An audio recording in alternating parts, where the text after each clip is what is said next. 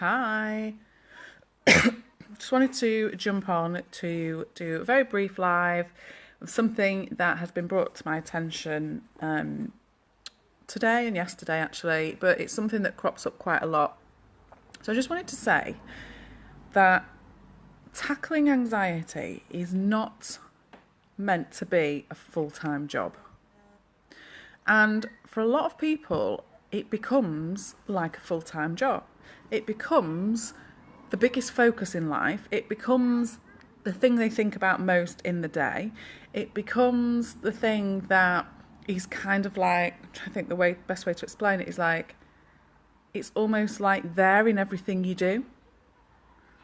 So whatever you're eating, whatever you're doing later, whether you're tired, whether you're not, it's like you attach the anxiety to it, and the fact that you're trying to sort it and fix it becomes a part of absolutely every single thing that you do. And it's not meant to be that way. It doesn't have to be that way. The only person making it a full-time job is you. And, I'm saying this from a place of understanding in that it felt very much like a full-time job for me for a really, really long time, to the point where it was the main focus of everything. And that was again part of it. I say this a lot, but that was again part of a story that I'd created, that it was something so big and so significant that it had to be a huge part of everything. And it wasn't. It was something that I was creating in terms of a story, a dialogue to myself, that it was huge and it was big and it was always going to have a massive impact. But I was creating that because that was, in a way, ensuring that anxiety became significant in my thinking no matter what I was doing. So it became like an absolute full-time job, which is totally counterproductive because it's draining, it's exhausting, and it kind of takes the fun and the enjoyment out of everything that you're doing. If everything you're doing comes along with like a little side order of checking in on your anxiety, I suppose. So another reason I really love the three principles and why this is what I coach now is because when people start to, oh God, I think my battery's going to die, so I'll hopefully get this out before it does. Part of what I love about it is it's about understanding the human experience. It's about understanding more about the way that we think and the way that we work as humans. And once we understand more about that, it starts to just trickle into our everyday life and our everyday being. And that's what I love about it, because it's kind of working its magic in the background, this understanding, without you having to focus on it.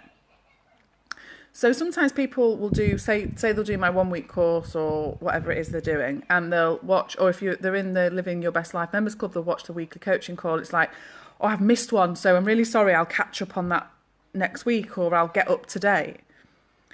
And you don't need to get up to date. It's not like a tablet where if you miss one, you need to catch up, or you think, oh gosh, I've missed one, so what's that going to mean?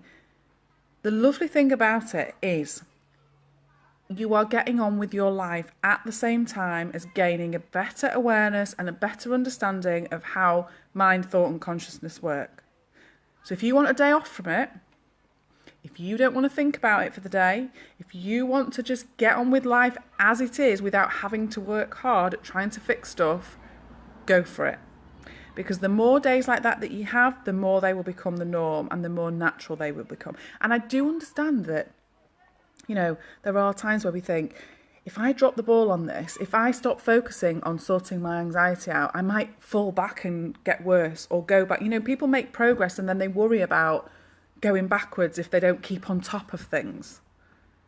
With this approach, with these principles, you do not need to be on top of anything, because all you're doing is learning about how the human experience works, how mind, thought and consciousness works. So if you have a day where you don't want to give it any thought, you don't want to listen to an audio, you don't want to listen to my videos, you don't want to read a book, you don't want to have anything to do with it, it's not going to set you back.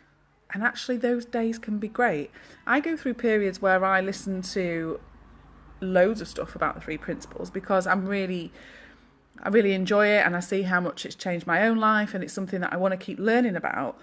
But there does come a time where I'm kind of like, I don't want to I don't want to listen anymore. I don't want to keep learning. I just want a break. I just want to get on with my life. And so I do that. And it doesn't set me back.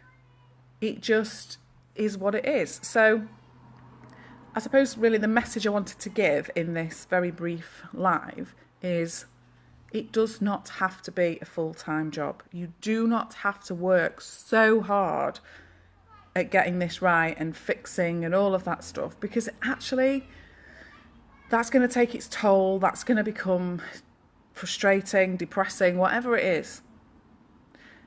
And that's what's so great about the 3 principles, because you will take some of it in. It will start to work its little bit of magic on you when you start to understand. I say it's magic, it's not really, but obviously you know that. But it's it's really subtle how it just starts to trickle in. So, recently one of the people in my Living Your Best Life Members Club was getting on a flight, and she was saying how she hates flying, and all the dialogue was about how awful flying is and she hates it. And it's like, no wonder if you're saying stuff like that to yourself that it's going to be, not going to be the best experience ever. And she has started to learn quite a bit about the principles. And when I said to her, maybe your story is that you are building up about this flight beforehand, and she came back with, it's sometimes for weeks before. Like, well, no wonder it's uncomfortable when you're thinking about it in an anxious way for 3-4 weeks before. And then she said, actually, but this time I am anxious now, but I'm on the flight tomorrow, but it hasn't built up over weeks. And that's kind of how it works, subtly. It's not something that a switch is going to be flicked and you're going to go, I'm never going to get anxious, because that's just not realistic and it's not being human. But what you will start to notice is, oh, I feel all right about that. I'm not in a mad panic. You'll have like this much more inner calm. But to get that, you don't need to work really hard at it. You don't need to be on it every day. You don't need to be constantly learning. And that's, again, why I've, done the Living the Best Life Members Club is just one coaching call a week. Like, I could probably post a podcast, a blog a day in there, but I wouldn't want to bombard people, because I don't want their lives to become learning to fix themselves again, because that defeats the object. It's really about just taking in little bits of information, just exploring things in a different way to normal, and noticing the really natural progression of change. And it's wonderful. So I just wanted to share that. So if tackling anxiety for you at the moment feels like a full-time job, it's too much. Whatever you're doing is too much. And even if what you're doing is just overthinking it, it's too much. It does not need to be a full-time job. You can have time off from it. Give yourself time off from having to figure it all out and just see what happens. Okay, take care. Bye for now.